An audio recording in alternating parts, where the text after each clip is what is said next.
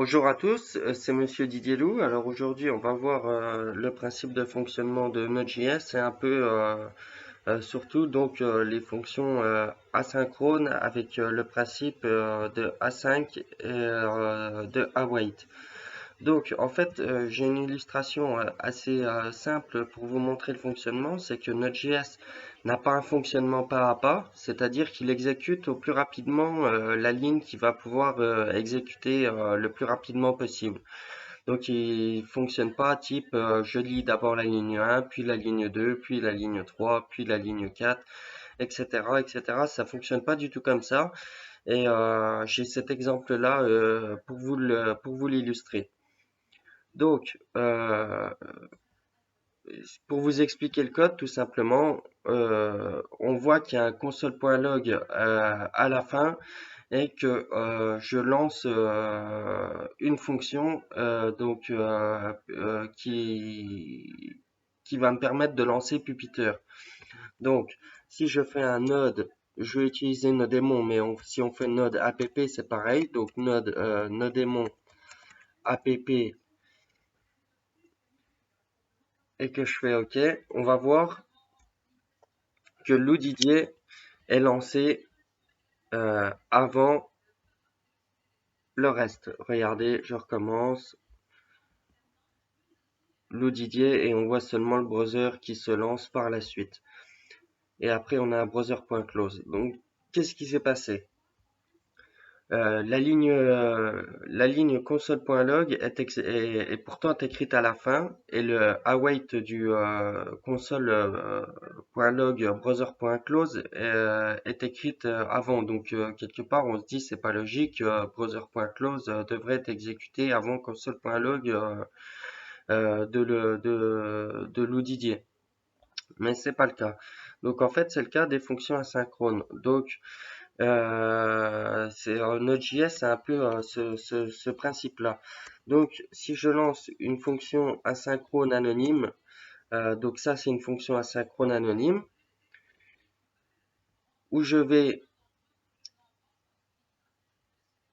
prendre le lancement de Pupiteur, tout simplement, et je vais effectuer la même opération, sauf que je mets tout dans une fonction asynchrone.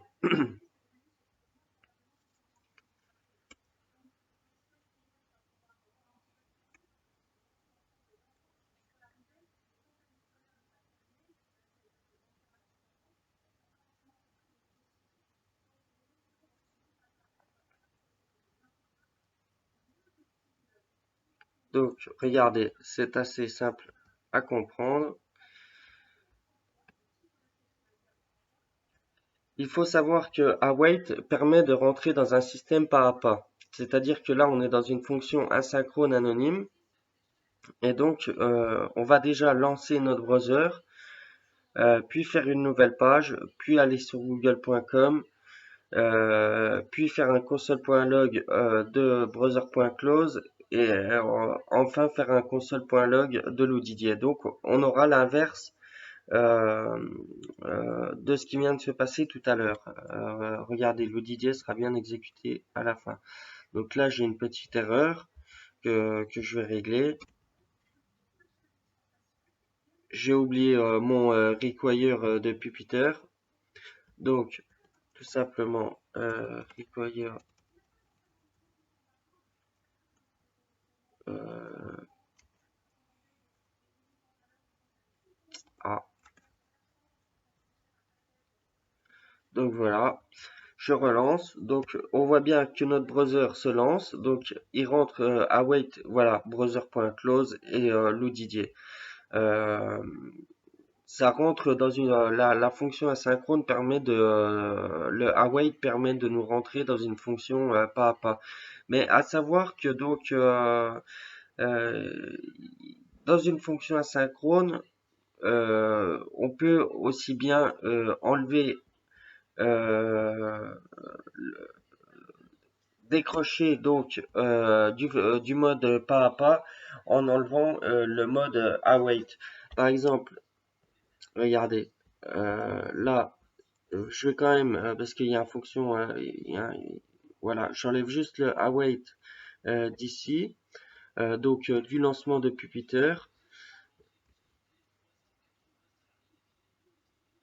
Ah oui, donc await, je vais plutôt faire le await page.goto, tout simplement. Voilà, donc on voit bien que là, regardez, si je relance, c'est assez simple à comprendre. Donc logiquement, j'arrive dans ma fonction asynchrone, j'ai mon await, donc je rentre dans dans du pas à pas. Donc j'exécute mon browser, j'ouvre une nouvelle page et ensuite je me retrouve donc à nouveau dans du asynchrone. Donc le plus vite sera exécuté. Donc là, c'est là où on voit que justement, regardez, je lance Lou Didier et browser.close donc ici sont lancés avant d'arriver sur le page.goto. Donc le await permet donc de rentrer dans un mode pas à pas. Et quand on met pas await, ça rentre dans du asynchrone. Donc regardez bien cet exemple, hein, comme je vous l'ai montré. Normalement, on ouvre notre browser, on ouvre une nouvelle page, et ensuite, ce qui s'exécutera le plus rapidement, s'exécutera le plus rapidement, vu qu'il n'y a pas de await. Mais à savoir que vous pouvez pas mettre un await ici, par exemple, await, c'est impossible à mettre car on n'est pas dans le cadre d'une fonction asynchrone. Là, je vais avoir une erreur qui apparaît. Donc, si vous voulez rentrer dans des fonctions asynchrones, il faut absolument que vous mettiez la fonction asynchrone comme ça. Donc là, vous voyez, Didier est exécuté bien avant le browser.close. Donc finalement, c'est assez simple à comprendre. Et, euh, et donc il y a les fonctions anonymes où vous avez les fonctions, donc on va dire standard, enfin pas standard, mais les fonctions qui vous permettent de rentrer dans, dans un cheminement d'attente. C'est-à-dire que regardez, là je pars du principe, donc je vais créer une fonction start, tout simplement, une fonction asynchrone start. Donc start, euh,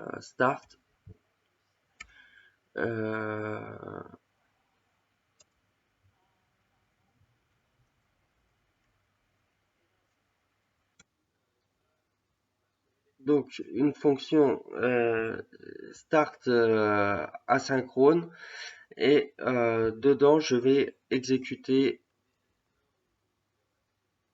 ce code-ci.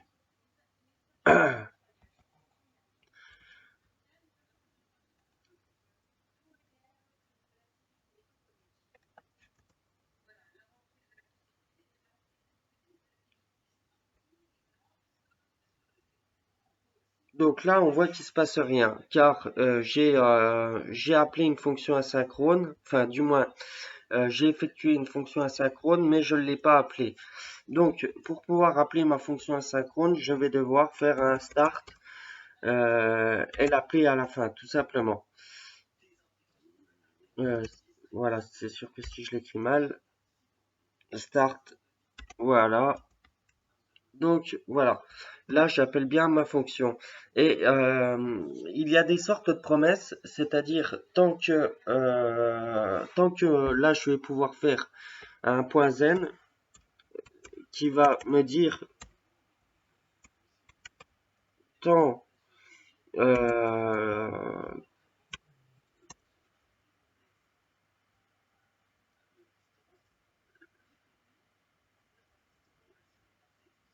tant que je n'ai pas exécuté tout ça, tant que je n'ai pas exécuté tout ce code-là, je ne ferme pas mon browser. Donc là, mon browser n'est pas fermé. Donc si je mets un browser.close à la fin, browser.close,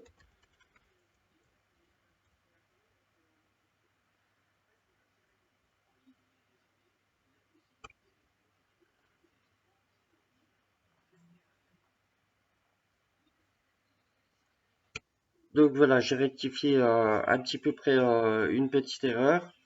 Donc voilà. Donc en fait c'est assez simple. Donc voilà. Donc là j'ai le browser.close. Donc le .zen function parce qu'à savoir qu'on peut mettre une fonction asynchrone aussi, retourner à nouveau dans une fonction asynchrone, tout simplement comme ça, grâce au .zen. Qui va nous permettre de rentrer dans des await à nouveau. Donc, tant que tout ce code-ci n'a pas été effectué, je n'effectue pas ce code-là. C'est ce que le .zen permet grâce au principe des fonctions asynchrones. Si j'enlève le await là, ça sera donc le plus rapide qui sera exécuté entre les deux. Si le browser.close est plus rapide que le console.log, le browser.close s'exécutera avant le console.log. Si le console.log est plus rapide que le browser.close, etc., etc., au plus rapide. Par contre, si je rentre dans une fonction normale,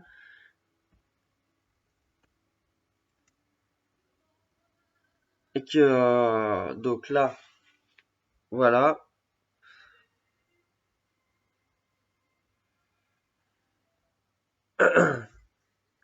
c'est donc si je rentre dans une fonction normale, je peux pas mettre de await.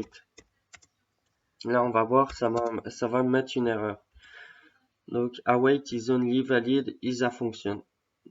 Is-async function. Donc voilà le principe un peu de fonctionnement des fonctions asynchrones sur Node.js. Vous me direz dans les commentaires si vous avez compris ou si vous n'avez pas compris. En tout cas, c'est assez simple et j'essaierai de faire une vidéo un peu plus explicative si vous comprenez pas vraiment de quoi il s'agit. En tout cas, il y a donc les fonctions anonymes. Donc, à ne pas oublier, regardez, au niveau des crochets, c'est A5, deux crochets, une flèche, on ouvre pas les parenthèses, mais ceux-là. Et il y a les deux parenthèses comme ça à la fin dans les fonctions anonymes. Et là, vous pouvez donc mettre du await, console ta. Euh, et puis donc vous pouvez mettre voilà, et il y a donc l'autre méthode qui vous permet d'attendre, de faire des sortes de promesses où c'est que vous faites une fonction donc là je refais une petite en vitesse, une fonction test égale async donc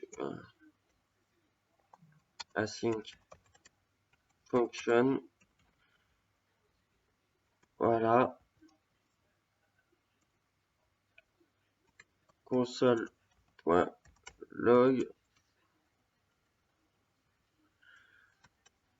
de loup. On va pouvoir mettre un await ici qui sert à rien. Et si je veux que cette fonction là soit exécutée, je dois l'appeler.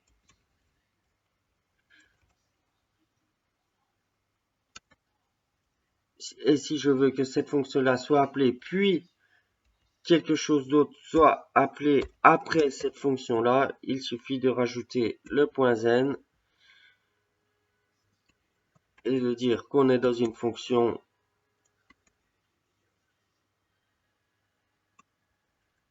et de faire un console.log.